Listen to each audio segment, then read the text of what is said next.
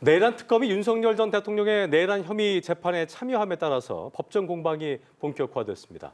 법정에선 박옥수 특검보가 직접 증인 신문에 나섰고 특검의 공소 유지권을 놓고도 날선 공방이 벌어졌는데요. 향후 쟁점들 짚어보겠습니다. 김건희 여사 관련한 각종 의혹을 수사하게 될 민중기 특별검사팀도 수사팀 인선을 마무리하고 본격 수사 착수 준비에 들어갔습니다. 네. 관련 소식들 양지민 변호사와 함께 짚어봅니다. 어서 오세요. 안녕하세요. 네. 자, 어제 내란 특검팀이 윤 전 대통령 내란 혐의 재판에 처음으로 참여를 했지요. 첫 대면부터 양측의 어떤 신경전이 좀 치열한 모습을 보였는데 일단 박옥수 특검보가 재판 진행 속도를 좀 높여달라 재판부에 요청을 했어요. 어떤 의미로 봐야겠습니까? 말씀해 주신 것처럼 박옥수 특검보가 실제 이제 재판에 참여를 해서 이 법 집행 지연의 우려가 있기 때문에 좀 신속한 집중 심리를 요청을 했습니다.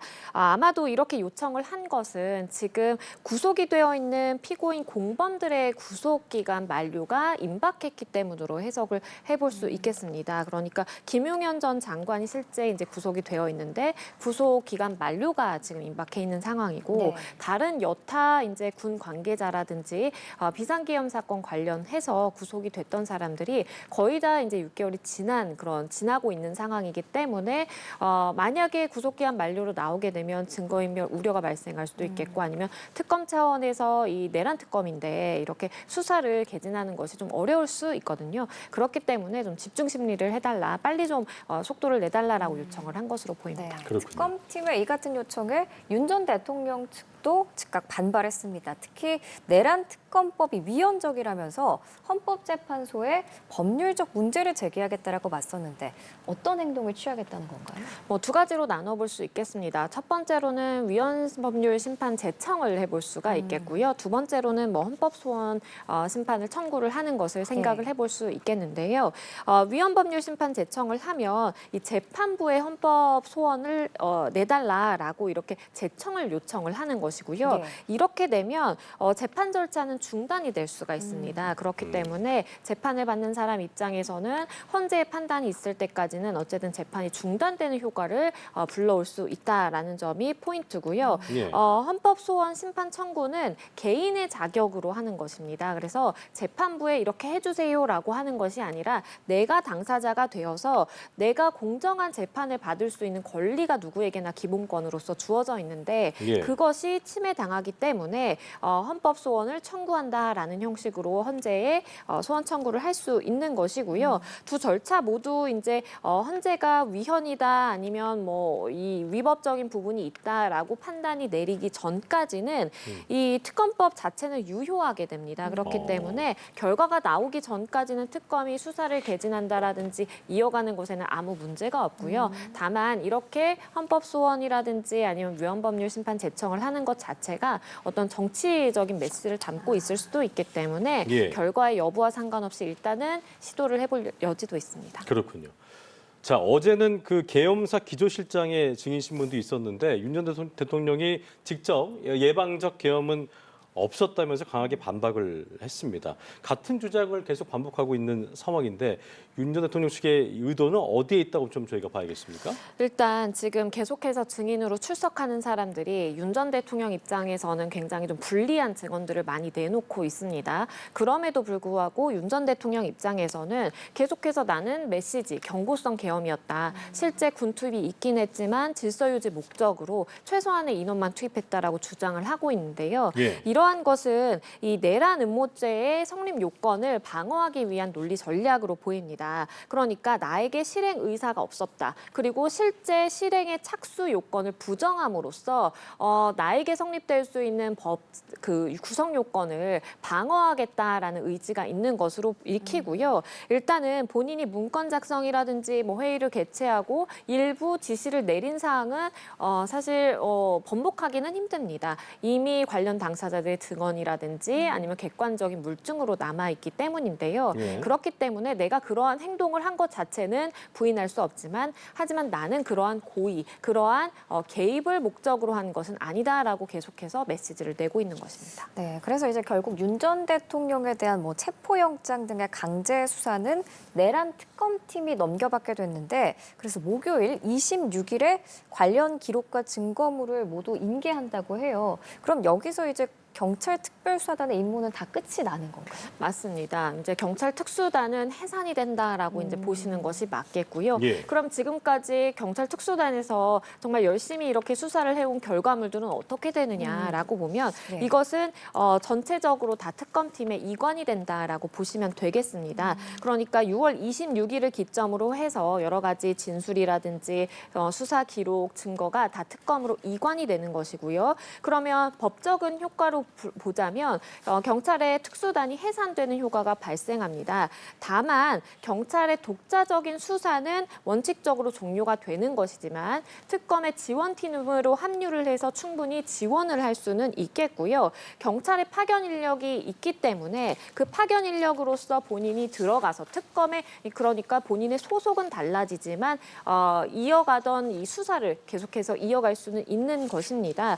그래서 모든 강제 수사권이라든지 강제적인 수사를 발동할 수 있는 그 권한 자체는 이 특검 소관이 되기 때문에 앞으로는 6월 26일 기점으로 해서 내란 특검의 경우 특검이 모든 것을 맡아서 주도하게 된다라고 보시면 됩니다. 그렇군요.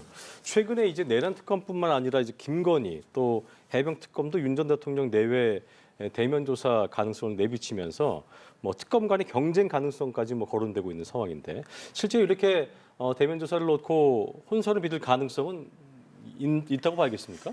일부 좀 충돌이 있을 수는 있겠습니다. 왜냐하면 특검팀이라든지, 그러니까 내란 특검팀이라든지 아니면 김건희 특검팀, 그리고 최상병 특검팀 역시도 그렇고 결국에는 윤 전 대통령 부부와 일부 좀 연관성이 있는 사건들이거든요. 네. 그렇기 때문에 이 한 특검팀에서 반드시 이 일자에 우리는 소환을 해서 조사를 해야 된다라고 이야기를 하는데 이것이 서로 경쟁이 조금 되는 구도가 발생할 수도 있겠고요. 예. 그렇기 때문에 소환 방식이라든지 아니면 일정이라든지 어디부터 우선적으로 소환할 수 있는 소환권을 줄지 이런 것들을 가지고 조금은 조율이 필요한 상황이다라고 보입니다. 예. 그렇기 때문에 검찰총장이라든지 대검 차원의 일부 개입이 있어서 이걸 좀 조율할 수도 있는 가능성이 있겠고 그게 아니라면 특검법상의 수사 협의체를 일부 구성을 해서 이 윤 전 대통령이나 아니면 김건희 여사를 소환할 때 있어서는 좀 특검이 같이 합류를 해서 필요한 부분에 있어서 공조를 할 수 있는 그러한 협의체를 마련하게 될 가능성도 있겠습니다. 네, 그런가 하면 김용현 전 국방부 장관의 추가 구속영장 신문기일이 내일로 연기가 된 상황인데 법원이 김 전 장관 측이 낸 그 재판부 기피 신청 등에 대해서 검토 중입니다. 간이 기각 여부가 관건이라고 하는데 어떻게 보세요?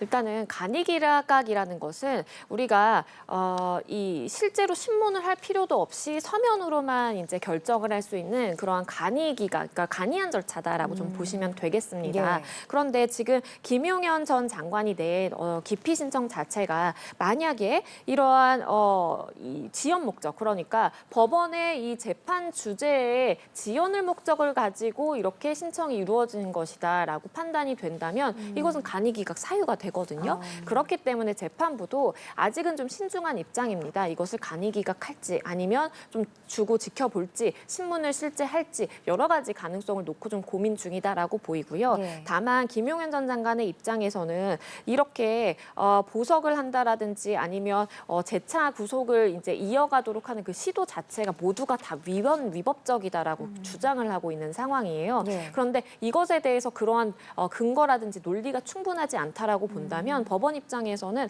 이거는 고의적으로 좀 재판 지연을 목적으로 한다라고 해서 간이 기각을 할 수도 있기 때문에 그 가능성은 여전히 열려 있다고 봅니다. 그 김 전 장관 측이 법원의 조건부 보석 결정에 반발하면서 낸 항고도 기각이 됐잖아요. 서울고법이 이 같은 결정을 내린 배경은 뭐라고 보세요? 일단은 이 항고심, 그러니까 항고의 경우에는 항고 신청이 들어왔을 때 이전에 내렸던 석방 조건부 보석 결정에 있어서 위법적인 부분이 있는지만 형식적으로 검토를 하게 됩니다. 예. 그래서 이제 들여다봤을 때 이렇게 재판을 계속하고 있는 상황에서 구속기간이 만료가 임박했을 때 조건부를 달아서 그러니까 뭐 어디 가면 안 되고 얼마를 보증금으로 내고 이런 조건부 보석 결정을 하는 것은 좀 일반적이거든요. 예. 그렇기 때문에 법적으로 그 결정문 자체에 하자가 없다라고 한다면 한국 기각 결정이 나오는 것이고요. 이번 김용현 전 장관의 경우에도 이전에 이제 재판부에서 내렸던 그 보석 결정에 대해서 법적으로 문제가 되는 부분은 이제 없다 보니까 항고 기각 결정이 나왔습니다. 그렇군요.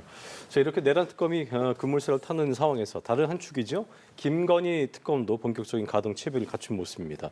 김건희 특검팀 본격적인 수사 준비를 마치면서 출범 채비를 갖춘 모습인데 현재 8개의 수사팀이 꾸려질 예정인데 이렇게 대규모로 팀을 구성하는 이유를 좀 짚어봐야겠습니다. 그만큼 김건희 여사 관련돼서 이 특검이 진행해야 되는 수사의 범위가 굉장히 넓습니다. 네. 지금 16개에 달하는 혐의를 조사 대상으로 삼고 있을 만큼 예. 이렇게 8개의 수사팀으로 구성을 해서 체계적으로 수사를 이어가는 것이 좀 필요하다라고 판단을 한 것으로 보이고요. 일단 16개에 달하는 혐의를 총 8명의 부장검사를 중심으로 8개의 팀을 구성을 해서 16개 사건을 각각 2건씩 이렇게 배당을 하게 될 것으로 보이고 지금 받고 있는 혐의가 뭐 일부는 금융 관련 그리고 일부는 이제 정치적인 뭐 공천 개입이라든지 일부는 뭐 석사라 학위라든지 학위 관련 이렇게 좀 나름대로 분야가 나눠져 있거든요. 네. 그렇기 때문에 이 부장검사 중심 자체가 과거에 본인이 수행했던 사건을 위주로 봤을 때 금융 전문가다라고 한다면 그 관련 사건을 이끌게 되는 것이고 네. 그리고 허위 이력이나 학력 관련해서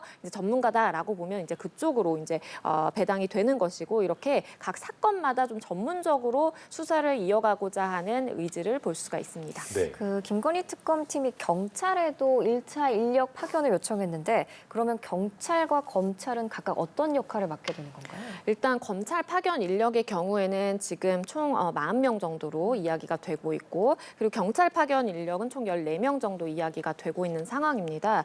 검찰과 경찰의 이런 유기적인 그런 업무의 조화도 굉장히 중요하거든요. 네. 검찰은 일단은 법률적인 이제 뭐 지휘라든지 수사 지휘 그리고 영장 청구라든지 공소 유지 핵심적인 법률적인 어떤 역할을 수행하게 될 것으로 보이고요. 경찰의 경우에는 계좌 추적을 해야 된다 아니면 디지털 포렌식 작업이 필요하다 현장에 나가서 증거 조사 뭐 수집이 필요하다라고 했을 때 이제 투입이 될 것으로 보입니다. 그래서 검찰이 일정 정도의 기획이라든지 방향성을 제시하고 수사 지휘를 하게 되면 그것에 따라서 이제 경찰이 현장에 투입돼서 증거 조사 수집을 한다라든지 기술적으로 포렌식을 한다라든지 이렇게 업무 분담이 이루어지게 될 것으로 보입니다. 자, 도이치모터스 의혹 재수사팀 또 명태균 의혹 전담팀 모두 김건희 여사 소환 조사에 실패를 했는데 이렇게 연이어서 이제 불발된 그것이 수사 상황 전체에 어떤 영향을 좀 미치게 될까 어떻게 예상해 볼 수 있을까요? 사실 말씀해주신 것처럼 이제 두 곳에서 소환을 이제 통보를 했지만 출석의 가능성은 좀 낮게 점쳐지기는 했습니다. 그렇죠. 왜냐하면 입원을 하고 있기 때문에 사실 나를 방문해서 조사하라라는 것이 아니면 나는 갈 수 없다라는 뭐 나름대로의 명분이 생길 수가 있거든요. 네. 그래서 일단은 소환은 불발이 되었고 그리고 김건희 여사 측에서 이렇게 소환에 응하지 않는 것이 내가 입원해서도 있지만 어차피 특검이 주도권을 가지고 특검에서 수사할 건데 왜 고검이나 왜 서울중앙지검이 그렇게 나를 소환하느냐라는 취지도 담겨 있었는데요. 그런데 이제 법적으로는 7월 1일에 특검이 실질적으로 수사 개시를 하고 출범을 하기 전까지는 아직은 서울고검이라든지 서울중앙지검에 수사권이 있는 것은 맞습니다. 그래서 그 전까지는 어쨌든 소환을 수차례 더 요구할 가능성도 있겠고 어떠한 강제 수사를 하고자 하는 의지가 있다라고 한다면 충분히 그것도 가능한 상황이기 때문에 일단은 이번에 끝나면 이번이라는 그 기간이 종료가 되면 예. 재차 강제 수사가 좀 돌입될 가능성도 있겠습니다. 예, 알겠습니다. 오늘 사건 현장 양지민 변호사와 함께했습니다. 고맙습니다. 고맙습니다. 감사합니다.